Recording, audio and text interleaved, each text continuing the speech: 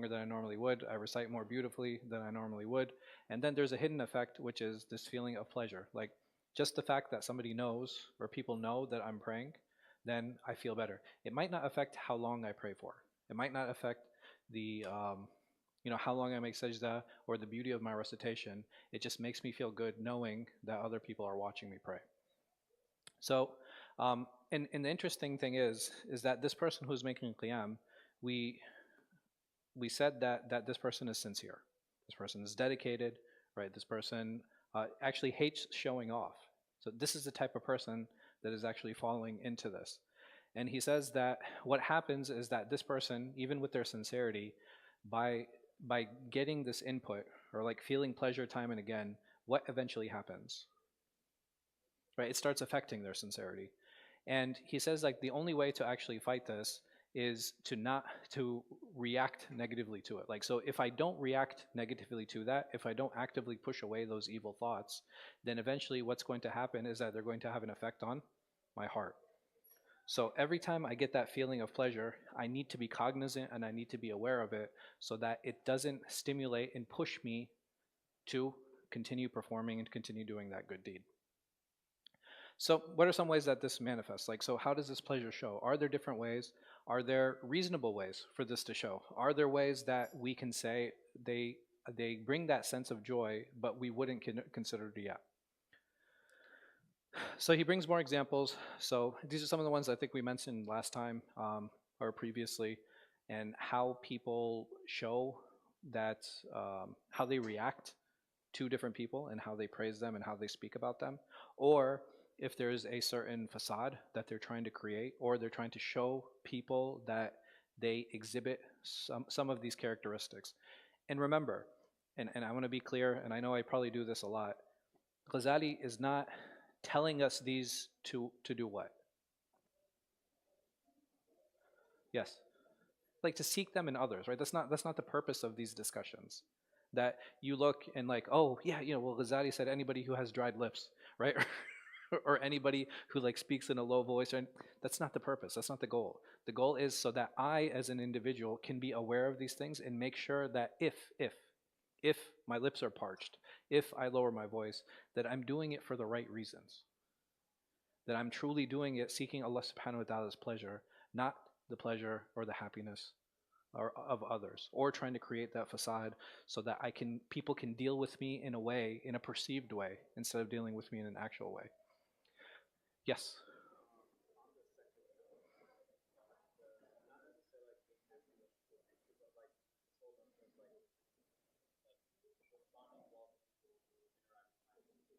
Sure. Yeah, yeah. So he'll talk about number one, is it happening in a construction or around worship, or is it happening separate from that? That's one question. The second question: are there situations where I can take joy and it wouldn't be considered yet? Right. So these are two separate things, and this one we'll definitely talk about. This one is pretty clear, right? So if I'm just meeting and greeting with people, and and I don't like using this phrase a lot, but I'm presenting myself honestly. Hmm. I didn't say true to myself, right? I don't really like that one, but if I'm presenting myself honestly, right? I'm presenting myself as the actual person that I am.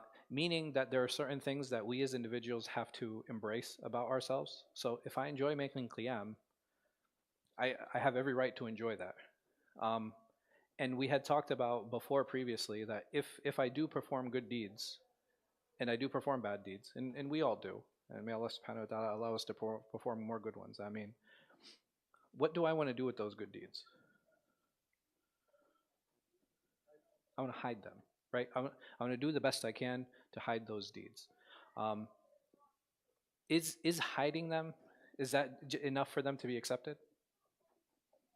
No, right? That's just not, that's not the only, like that's not the way deeds get accepted. But we try to hide them because we hope that Allah subhanahu wa ta'ala accepts them. Because we're trying to remove those pathways that might lead to riyah. Well, what did I press?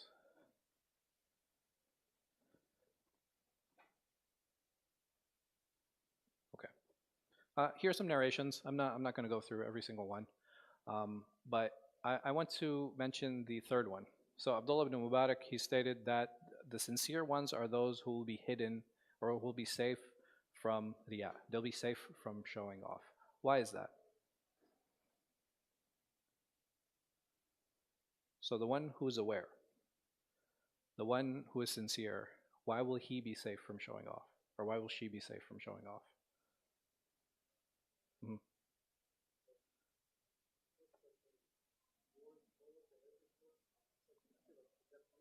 Mhm. I'm sorry? Okay. The Arabic, I don't remember okay, exactly what he said. He said al-mukhlis. That's much I remember. Yani, it's like the mukhlis is the one who is like and he uses riyah. Yeah, they're not for sure. Hmm. Good. Huh. But what makes it unique?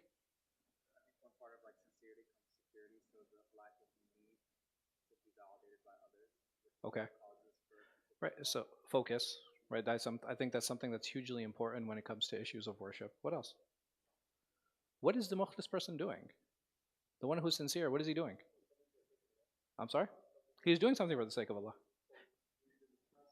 He's doing muhasabah, right? This is what makes a person sincere. They're constantly questioning the reasoning behind what they're doing. And if I'm constantly questioning my reasoning, all of those madakhil, right? All of those different means and ways that the shaitan tries to enter our heart and tries to dissuade us from doing it for his sake, I'm able to counter them immediately because I've already questioned myself and I've gone through that process. In this process of like mujahada and muhasaba and going through and questioning ourselves and our intention, how often does this happen? Or, here, how often should this happen? Let me rephrase that. It should happen all the time. Um, and somebody who does this all the time, what do we call him? What's another word? I'm sorry, ADD. Allah Akbar. Allah Akbar. ADD for Jannah. I'm sorry. A wali. Oh, okay, good. I like that. We call this person muttaqi, right? This is a person who has taqwa. And when Allah subhanahu wa ta'ala, time and time again, when He talks about taqwa in the Quran, the way to attain that is constantly being aware, right? And even taqwa itself is an awareness of Allah subhanahu wa ta'ala. Because if I'm constantly aware of Him and I'm constantly questioning myself and I'm constantly engaging with Him, it becomes that much easier to become sincere to Him. And may Allah subhanahu wa ta'ala make us all sincere. So when we're sincere, right, we are pushed to do good deeds. Like we want to do good deeds. If I love Allah subhanahu wa ta'ala, I love His Messenger sallallahu alayhi wasallam, I want to do good deeds. And if I had a choice between hiding my good deeds or hiding my sin, then this person, they would actually make more effort. Like both should be done, there's no doubt. But I should make more effort in hiding my good deeds. Why? Because I'm hoping that that deed is accepted. This doesn't mean that we don't hide our sins, but if I was given a choice, or if I had to create a priority list, then I would make that priority hiding my good deeds in hope that Allah subhanahu wa ta'ala accepts them. Um, so, what are the things that should motivate us? So, the word faqir is used a lot in a lot of these texts. So, like a lot of texts that talk about tazkiyah and tasawwuf and like muhasabah, they use the word faqr, right? They use the word poverty. What in what sense? Like I should strive for poverty. Right. So the need here is not a financial need. It's a what? It's spiritual need. And making sure and reminding ourselves on how much we need Allah subhanahu wa ta'ala. Even when we talk about istighfar, right? So the Prophet sallallahu alaihi wasallam, he time and again, he reminds us to make istighfar. He says that every day I make more than 70 istighfar. And the amazing thing, even though astaghfirullah, such a short phrase, right? It's not a very long phrase, but it helps give us as individuals a lot of perspective. What is that perspective? My position with Allah subhanahu wa ta'ala, right? That number one, I can only seek forgiveness for my sins from whom? From Him. I can't seek them from anywhere else. It puts me in a state of humility because now I have to recognize about myself that I have shortcomings, right? And I make sin. And if I do have shortcomings and I make sin, it will help me stay humble when I deal with other people. And this is one of the reasons behind the istighfar. It's a very short, powerful dua. It's not very long.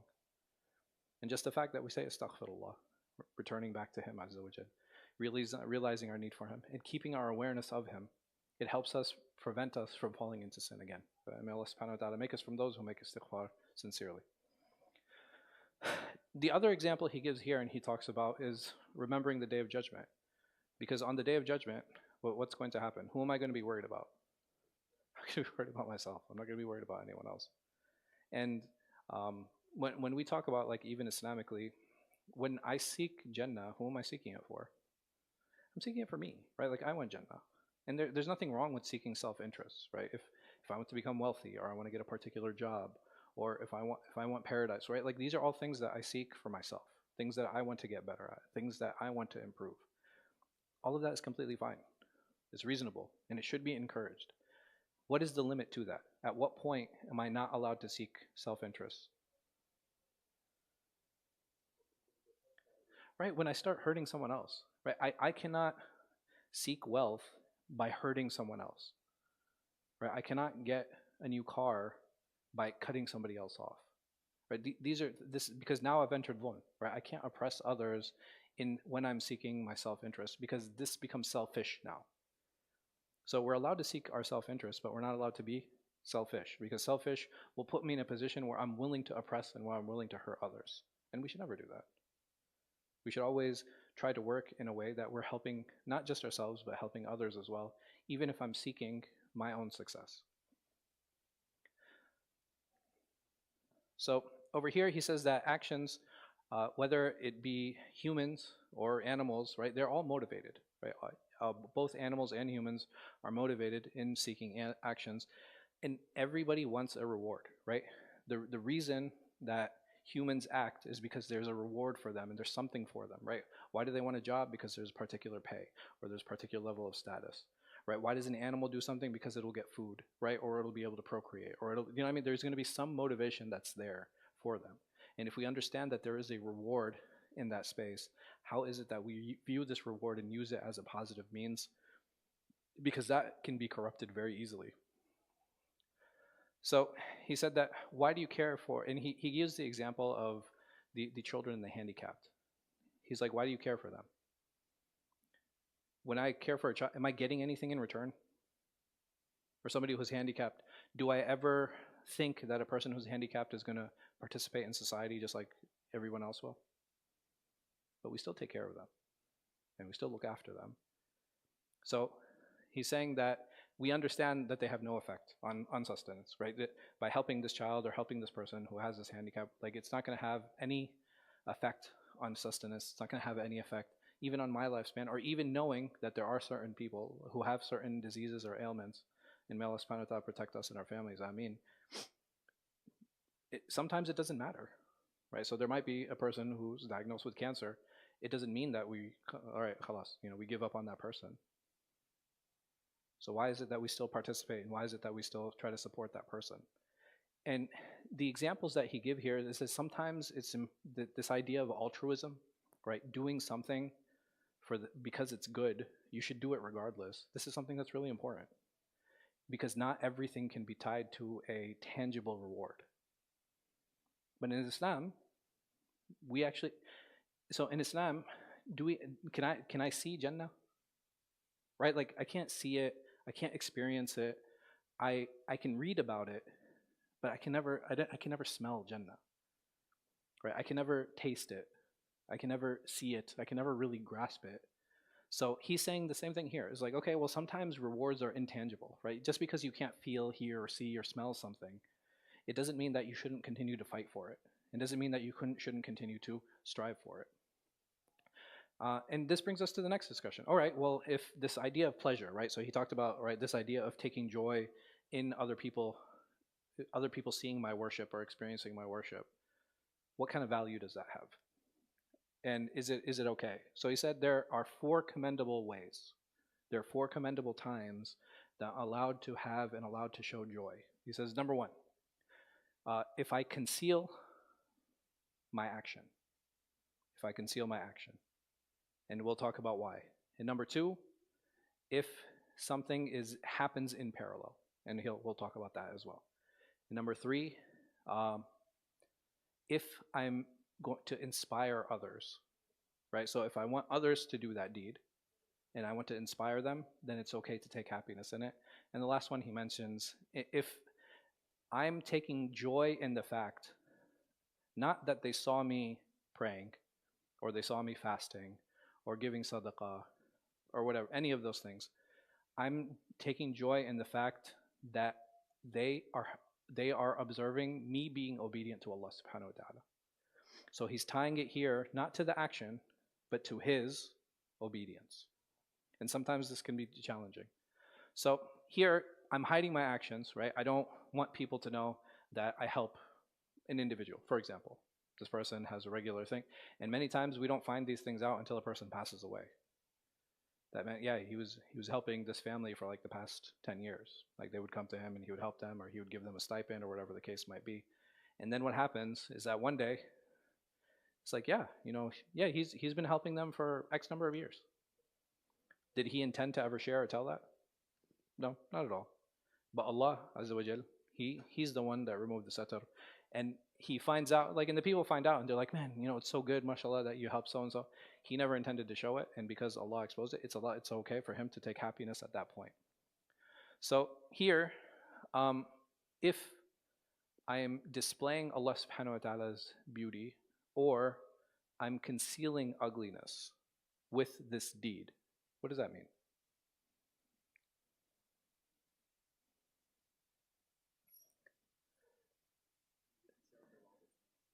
Right. Okay, by me concealing someone else's wrong, what have I done? This for me is a what? It's a good deed. And I can take happiness in that. Absolutely. That's exactly the model that he's giving here. Why? Because am I doing it for me? No, right? I'm doing it because I want to protect someone else. They displaying Allah's beauty. Like what? What is an example?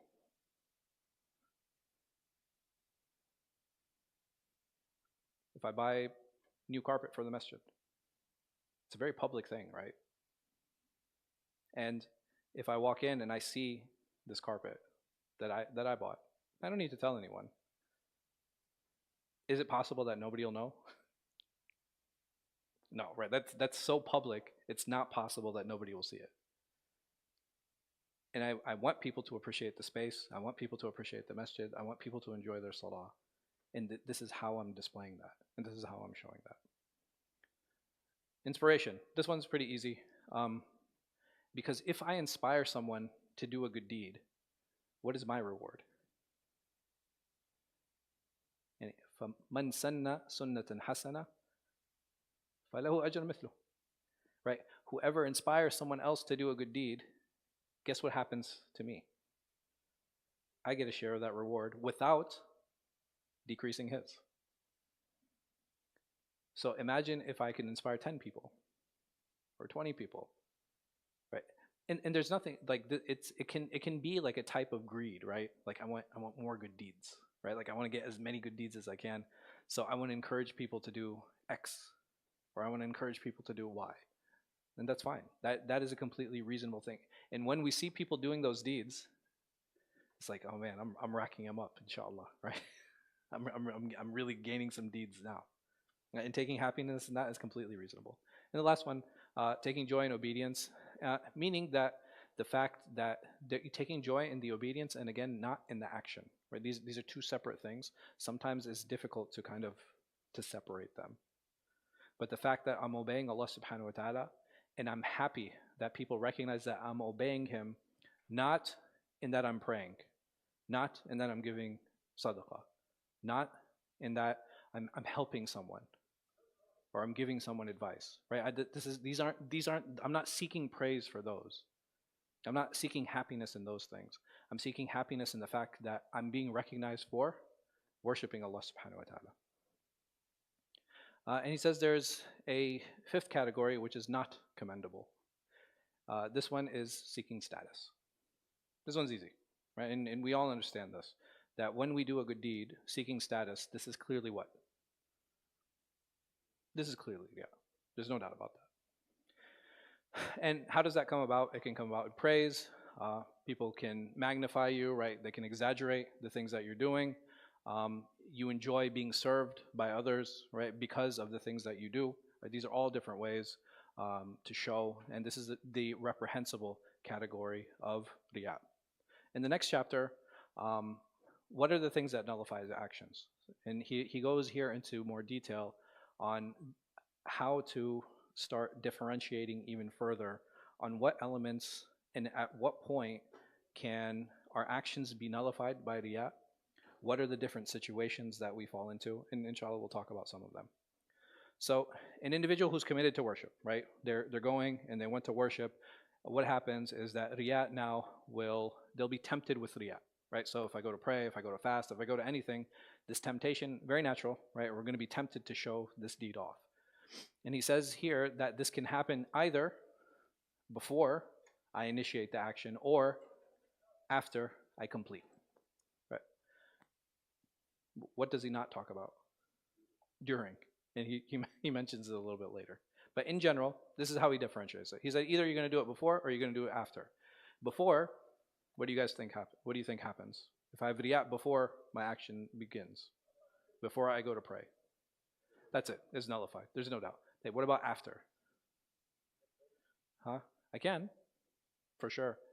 What if I have riyah in the beginning and before the action completes, I make tawbah? we'll talk about it, inshallah.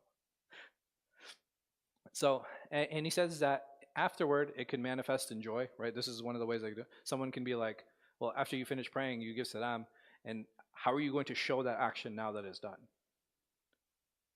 Just the fact that people are happy with your prayer right afterward and that feeling of joy that we had talked about before, this is the only way that it can actually enter. But what effect will it have on the action? Right? This is a question. I don't know what I was trying to say there, but so there are some ways that you can show off in action by boasting, right? By telling people. But other than that, it's like just hearing joy from other people, like hearing what other people have to say about you, and then taking joy in that. Here he mentions two narrations. We'll focus on the hadith of the Prophet sallallahu alaihi wasallam, where he said that there was a man who used to continuously fast, and he sallallahu alaihi wasallam, he said, you did not fast, nor did you break your fast, meaning that what you did had no value. And in general, the deeds that we associate with no value are the ones that have riyah. But the scholars said two. They bring two explanations. One of them is some said that this was because the man revealed his continuous fasting, meaning that he was boasting about it. And the second one say that others say that it was an indication of a disapproval of continuous fasting, meaning that the Prophet ﷺ wanted to give a hukum that this continuous fasting is disliked.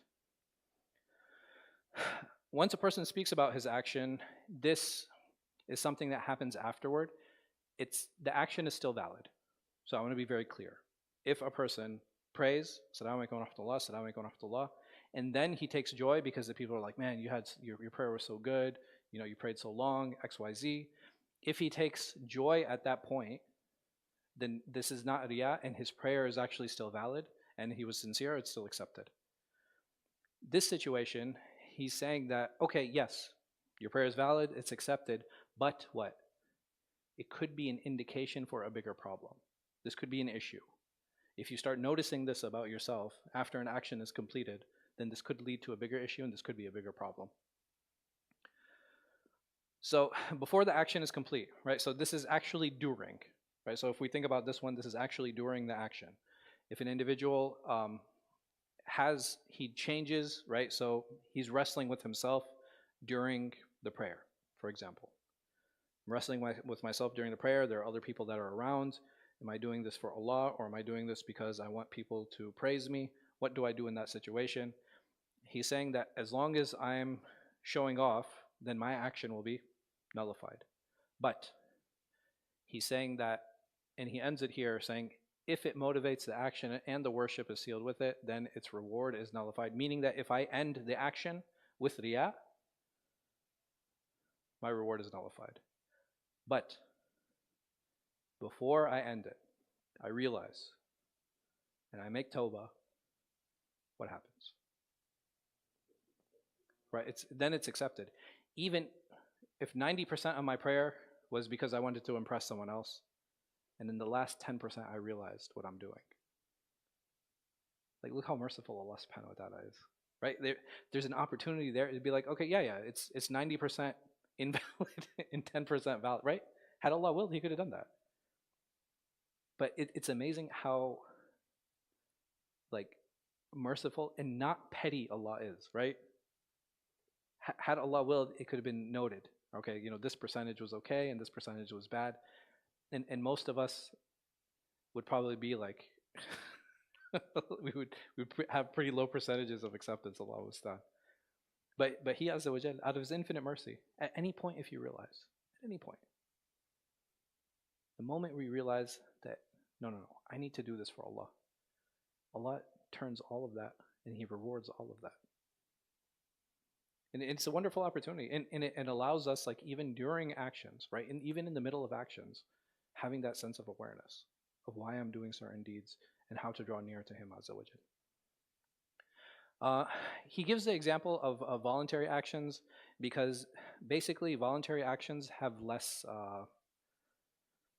they're less risky. So when we talk about obligations, those are the things that have to be sincerely and purely for Allah subhanahu wa ta'ala. But if I'm doing anything other than that, is it okay for me to have mixed intentions? And this is what he mentions here, and this is what he talks about here. So the example he gives is a person who's praying, right? They're making their sunan, and then all of a sudden a king enters, right? Or somebody of status enters, and he's aware of this. What does he do? He wants to be seen by him, and he wants to be noticed. So what happens? He said that if they had never come in, what would have happened to his prayer? It would have been fine, right? Like he would have prayed sincerely as he was. He's saying in this case, though, his reward is nullified. And the other question he brings in is he says that, okay, how does this apply now? So if a person, for example, prays and his intention was riya, his intention was to show off, is that prayer invalid? Does he have to pray again?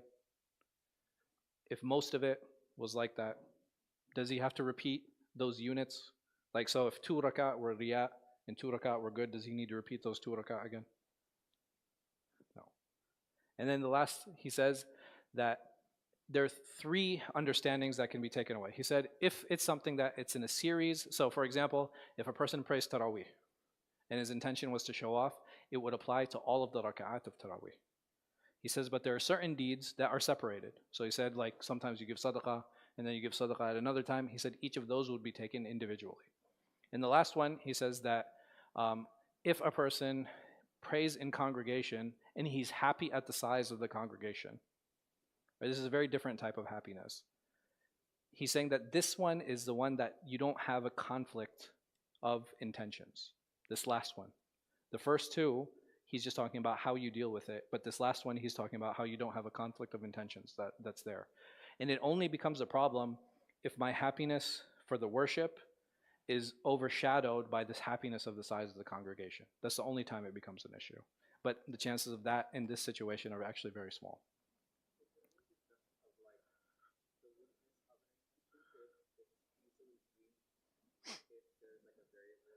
Sure, right? So that it's very telling of our heart. So if every time somebody walks in, I change the way that I pray, all of a sudden my recitation becomes more beautiful, this should be a huge red flag for me. Like myself. Remember, this is like, all of this is about personal awareness. And if I find that every time somebody walks in or somebody talks about, I'm changing every time, what do I need to do? Right, I need to do that self-analysis again and be like, man, I'm seeing a pattern here, especially if I'm aware of it.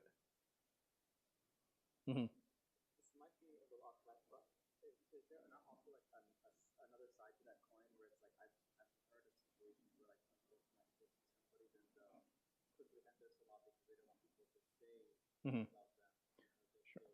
Sure. So we had talked about this like a few chapters ago. And what did we say riya was? Riya was doing an action or an embellishing an action for others, or what?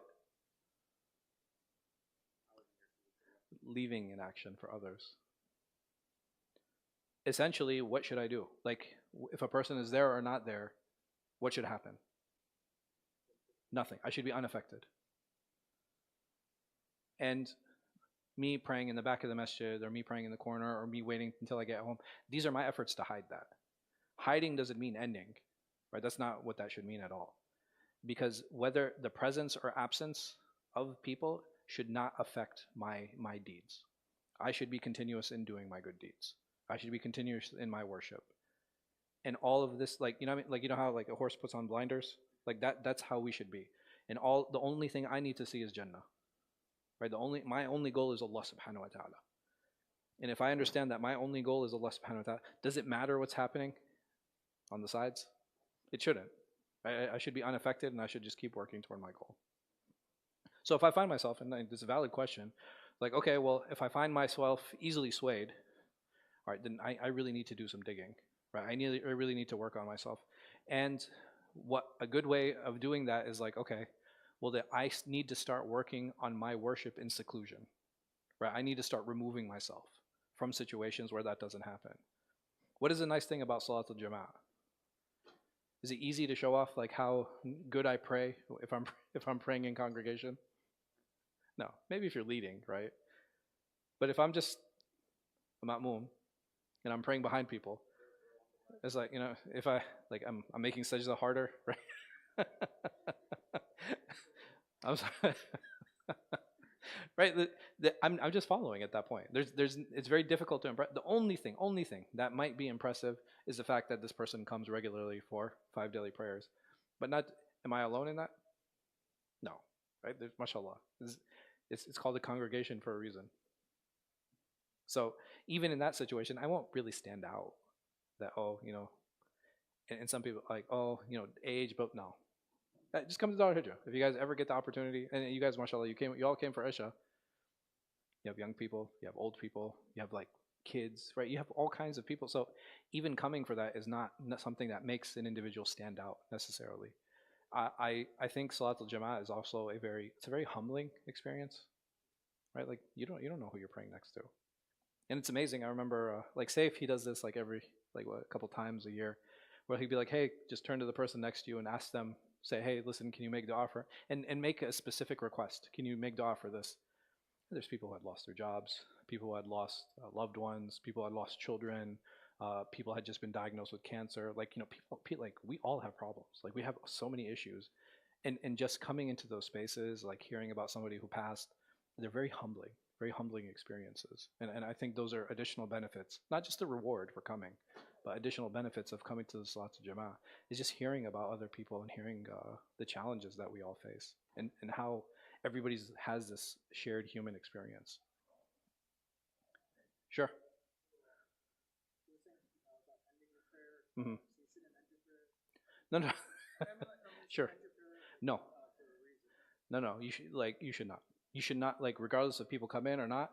If I realize like, okay, you know what, my intention is starting to change. What do I do? Yeah, shift it back. Right. That's the whole tug of war. Right. So we talk about that tug of war that happens in the heart. This is exactly what that is. It's and because I'm aware of it. You know what that means? Just the fact that I'm aware of it and I can see it. That's a great sign. That means that Allah subhanahu wa ta'ala has given me enough insight into my heart and in my own, that own sense of self-awareness and perception that I have the ability to actually do something about it. How many people go through life and have no idea? The three that stand in front of Allah subhanahu wa ta'ala and said, I was a mujahid, I was a qari, I was a scholar. Like who are they deceiving? They were deceiving themselves. They thought they went through life and they're like, no, you know, I did it for you, ya Allah. And he was like, no, you didn't. You did it so that you'd be called a scholar. That's what you wanted, right? You got it. And they'll be thrown by their faces into the hellfire. May Allah subhanahu wa ta'ala protect us. So here, this is basically what he's talking about, that listen, as long as you, before the action ends, if Allah subhanahu wa ta'ala gives you an opportunity and helps you realize that what you're doing is out of showing off, take the immediate opportunity to make tawbah, because that is a wonderful chance for your entire worship to be accepted.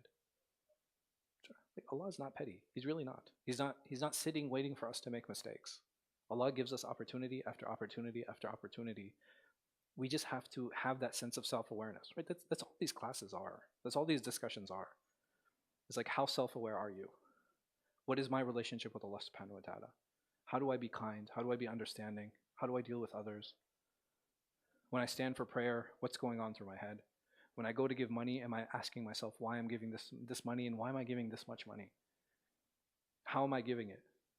Right? These are all things that help us have that sense of awareness and become better. And may Allah subhanahu wa ta'ala make us all better. Ameen. So he quotes Hadith Muhasibi, as he does like time and again throughout his Ihya. But basically, this is some of the conclusions that Imam Hadith comes to. He mentions a statement from Hassan. He said, there are two scenarios. As long as the first intention for Allah, the second does not harm him.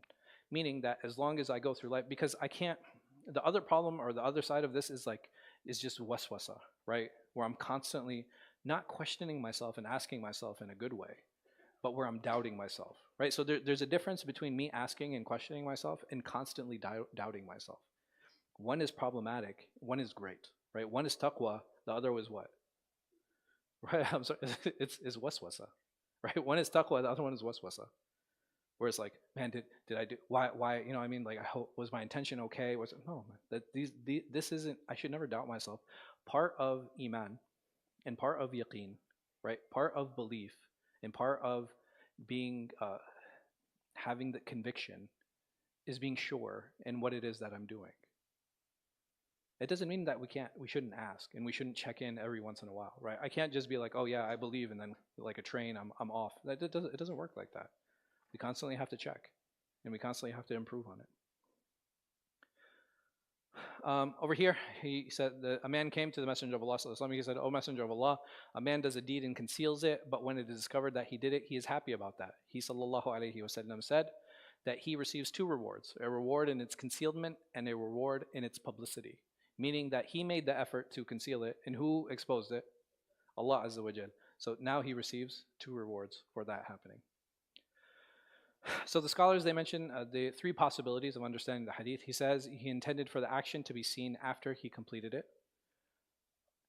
He wanted to be an inspiration for others, right? All of these we talked about. Or lastly, that this was not actually a prophetic statement, right? This is something from Abu Salih, who was one of the narrators, so it can be taken as a general warning about riyah, not one where we actually extract a ruling from. Regardless, we take it as an encouragement. We take it as a means. So he says, and he starts to close here saying that if this has no effect on the action, so if I'm doing something and I get this feeling of joy, and I still pray like I normally would, and I still fast like I normally would, I still give sadaqah like I normally would, I still smile and I help others like I normally would, he says that, and my initial intention was what? For Allah subhanahu wa ta'ala, then my actions are intact. Thank you. And as long as he continues like this and his initial intention is not undermined, then his action is completely valid and inshallah accepted by Allah subhanahu wa ta'ala. So all the narrations that talk about riyah, right, and warning from riyah and the dangers of riyah, he says that this is for those people whose sole intention is riyah, right? It's not for those people who are striving, right? Those warnings aren't meant to be for people who are sincere, for those people who have taqwa. Those warnings are meant for people who fall into riyah. And all of us know ourselves, right? Like a lot of these discussions, it's amazing when we look at these discussions about the heart and the condition of the heart and the awareness of the heart, and how all of it is just being honest with ourselves, right? And that's, it's very difficult. It's very difficult being honest with ourselves. Nobody likes looking in their spiritual mirror and saying, I'm really ugly, right? Nobody likes that. Nobody likes saying I'm a coward and I'm greedy and I'm stingy and I'm a backbiter and I hurt other people and I'm toxic. And nobody likes that. But we have to be able to see that. Like if I am like that, I have to be able to see it. That's what the purpose of that spiritual mirror is. Otherwise, if I don't see those things, what's going to happen? I'm never going to improve. Right? There's a reason we wake up every morning and we look in the mirror, right? You know, to get rid of that drool, you know what I mean? Like to comb our hair, you know, make sure that we look presentable. But you know, if I don't do any of those things and I go to work right? I might have like leftover food stains that I didn't really see, right? I might have a scar that I didn't take care of or do anything about, right? There's a lot. And just like we every day look into that physical mirror, why are we so shy to look into the spiritual one? And it's amazing. The physical one we look in the morning, right? And when is the best time to look into our spiritual mirrors? The last third of the night. Why? Because that's when we're alone with ourselves. There are no distractions. There's nobody talking. I'm not being called by work, right? My family doesn't need me. Everybody's asleep. The world is quiet. But this is an opportunity now to engage with myself. Um, he's saying that, but if a person has a blemish, right? So all of us will be tempted, right? We'll be tempted by riyah at some way, shape, or form. And he's saying just like a blemish doesn't ruin an object, it doesn't ruin a piece of clothing, it doesn't completely ruin the action either. And he says that I have a more complete discussion in Kitab al-Ikhlas. so go refer back to that. And what if one repents before the action is complete? So as long as the person starts sincerely, he gets distracted, and he comes back, then he's fine. The second opinion, so here, there are three opinions around this. The first one is that as long as you started sincerely, it doesn't matter what happens after that. That's one opinion. The second opinion, he needs to repeat the action because of the riyah, his action was invalidated. The third opinion, he must seek repentance and complete with sincerity. What do you guys think is the most reasonable? The third, and that is the one Imam Ghazali chooses. And he said, because why? This is similar to washing a garment. When I clean the garment, the stain is now gone. He said, as regarding the first opinion, he says, just ending the intention doesn't correct the previous shortcomings, right? I didn't do anything about it. So even if I started good and I deviated, he's like, that's not going to make any correction to the action, like regardless of how you started. And he said the second one, if a section was invalid and I'm performing those actions, and he uses prayer as an example, he said you just added actions to the prayer, which that in itself invalidates the prayer. And the third one, he says that that is the one that's reasonable. What if I pray alone, right? So I'm alone and I'm praying, but I still desire, I want people to praise me for praying. What about in that situation? He says, in this situation, then your intentions are judged accordingly. And he says here, فَمَنْ يَعْمَلْ مِثْقَالَ ذَرَّةٍ خَيْرًا يَرَهُ وَمَنْ يَعْمَلْ مِثْقَالَ ذَرَّةٍ شَرًّا يَرَهُ, that whoever has done an atom's weight or a mustard's weight of good deeds will see it, but whoever has done an atom's weight of evil will see that. At this point, because you're alone, who can judge me? Like I can't, like this is something, because it's something that's unseen, and there's no way to actually figure out and judge it. This is something that even Imam Ghazali he's like, I don't know. This is something that I've left to Allah subhanahu wa ta'ala. And he actually goes on to say that when it comes to these type of actions, I don't know, right? So if you start having and you start parsing out some of these issues, he says, I don't know. And I haven't seen any of the scholars talking about it, because the best thing in this situation is what? Is to stay away completely. Why take the risk? Right? If there's a risk for my entire action to be nullified and destroyed, why would I even bother touching it or delving into it? Like, you know what I mean? Like, why even try to get close to that? So he says it's better just to leave it alone. It's better not to delve into that discussion. And it's better just to stay away from it altogether because of the dangers that are associated with it, right? What is the risk reward in this situation? By me learning how to get closer, how much how much reward am I getting? Like, how much am I gaining out of that discussion? Right? I'm not gaining much.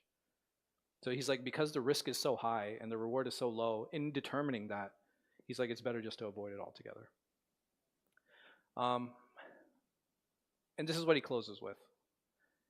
He says the scholars were more focused on purifying the hearts, not in parsing riyah. Does that make sense? Right? They were less concerned with like, okay, the minute details of like, okay, what is accepted, what is not accepted in this discussion of riyah. They're more concerned with, okay, how do we clean our hearts? Like, I'm not worried so much about the filth. I'm worried more about how to clean. And this is why they don't have long, detailed discussions of what that is and why that is. And this is why it's so important to make sure that we're constantly doing muhasabah, we're constantly taking account of ourselves, that we're constantly doing mujahada, that we're constantly fighting against our nafs, that we're constantly doing tazkiyah and purifying our hearts and purifying ourselves. May Allah subhanahu wa ta'ala make us from the muzakkeen. Ameen. Any questions? Hold on.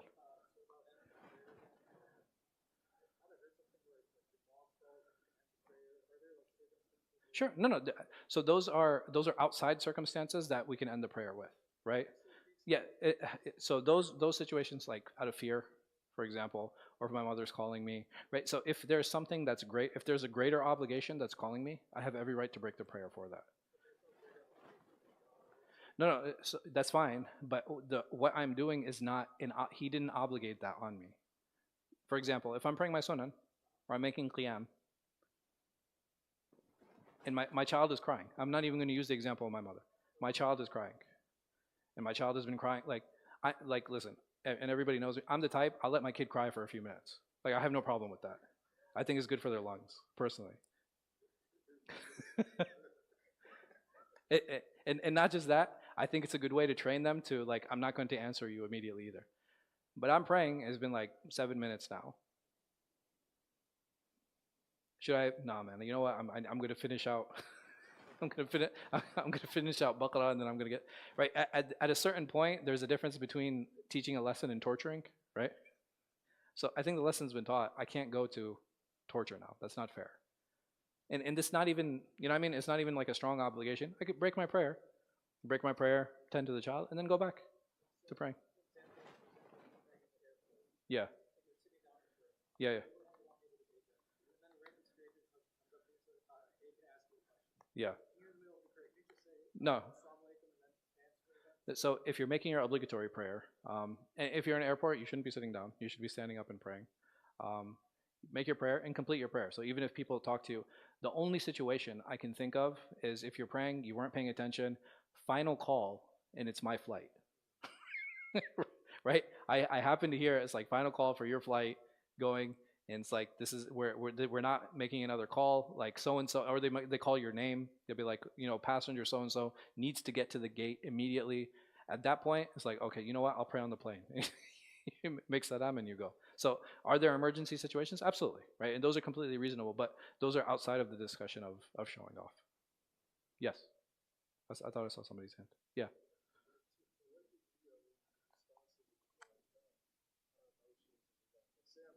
yeah. Hmm.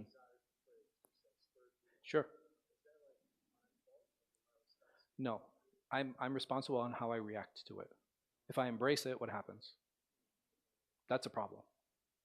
But the moment I feel that sense of praise, what do I need to do?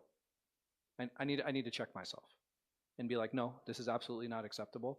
I have to do this for Allah subhanahu wa ta'ala. Why? Because I want him to be pleased with me and I want to enter his paradise. Yes.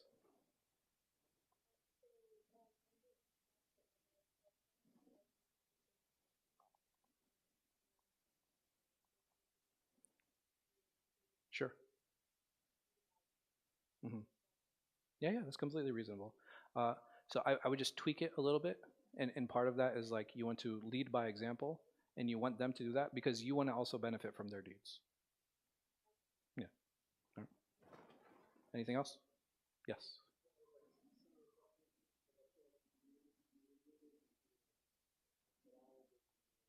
Yeah, the sunan. Yeah, yeah. In the obligation. Yeah, yeah,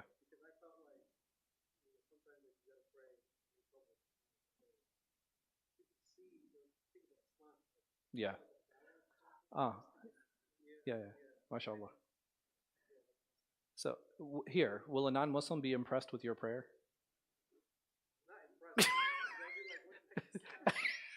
Exactly, exactly. So you know, what I mean, it's not because here you're seeking the pleasure of others because you want to gain status in their eyes, right? And from prayer, who are you going to get that from? Other Muslims. You're not going to like non-Muslims. Like, why is this guy putting his head on the floor? So dirty, right? Like you're not going to get. But for that, yeah, absolutely. Why not? I think that's great. Like for me, like praying in public for me, it's like uncomfortable. I don't like, you know what I mean? I feel uncomfortable when people are looking at me when I pray. Yeah. I still pray though. I still pray. No, no. So here, let me put it this way. It it affects my heart, but not my action. I still pray the way I normally would pray. Inshallah. Hope so. Yeah. Yeah. Anything else? Ah, never. Yeah, please loudly, please. No? Or you want to ask me later? Or you want to ask me later? Okay, go ahead. Mm. So while I go through the day, um, sometimes we interact with people. Muhasabah can happen in the moment, it can happen after, or it can happen at the end of the day, right? There's no, the best is to take account before we engage in an action, right? That's the best way to do it. But sometimes we go through the end of the day and we don't realize certain interactions that we have with people. And it's like, man, why was I so mean to that person when they said this to me? Right? That's because sometimes we don't realize in the moment. I think that's ideal, right? You know, in the moment, if I can have that taqwa and I have that level of sincerity, I think that's the best. But it doesn't mean that we shouldn't go to the end of the day and be like, man, I think I was really mean to that person, and I should, even if I don't see that person ever again, it's like I really need to change my attitude and figure out like, okay, if that happens again, inshallah, I'm going to respond like this, and we make tawbah for that because some people, you have to go seek tawbah from the person. Okay, well, what if I never see that person again? What if it was like a one-time interaction? It's not that easy all the time. Sometimes even dealing with the person, like it might just end up becoming worse. So, any of those I think is fine.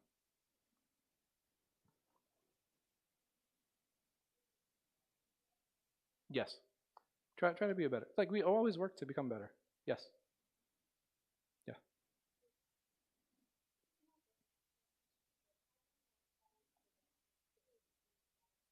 mm, sure. That can be tough, but again, I need to understand myself. Like, where am I falling into? Am I questioning myself or am I doubting myself? And if I'm doubting myself, then I need to start looking, I need to start focusing more and hoping that Allah subhanahu wa ta'ala accepts from me. And I need to have more conviction in the actions that I'm taking. It's like, okay, well, if I'm sincere, Allah knows I'm sincere. And why am I doubting my sincerity? Like, would somebody who's insincere doubt their sincerity? Does that make sense? If I'm not sincere, would I ever doubt my sincerity? Just the fact that I'm doubting it, what does that say about me? Or that I am sincere? Embrace it, right? I think that's a great way of dealing with it, is just embracing it and be like, no, man, that's silly. Why would, you know what I mean? Like, why would somebody who's sincere, like, why would I act like that? And to go act with conviction, like act with conviction and move forward and ask Allah to accept. Anything else? Well, see you guys next week, inshallah. وصلى الله على خير خلق نبينا محمد وعلى اله وصحبه وسلم